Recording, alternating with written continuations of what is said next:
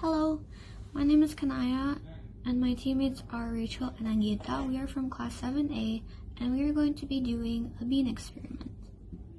Let's get started. For this bean experiment, you're going to need a tall glass jar, cotton, water, and 3 bean seeds.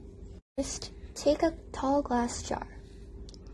Take the cotton and dip it into the water. Then place it inside the jar like this.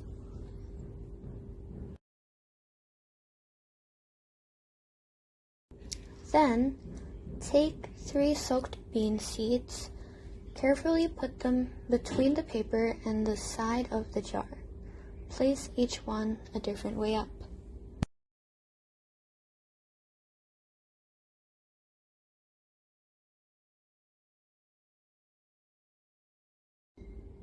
Finally, put the jar in a warm place and check it daily to see if it needs more water. Make sure to keep it moist and not wet. Once the seeds have grown, let's draw the results. In conclusion, whether a seed is placed upside down, right side up, or on its sides, it can position itself so the stem grows upwards and roots grow downwards.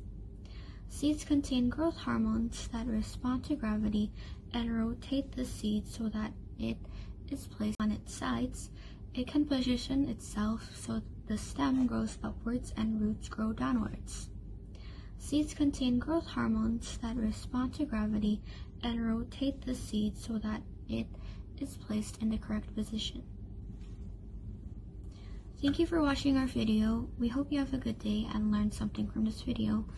Goodbye.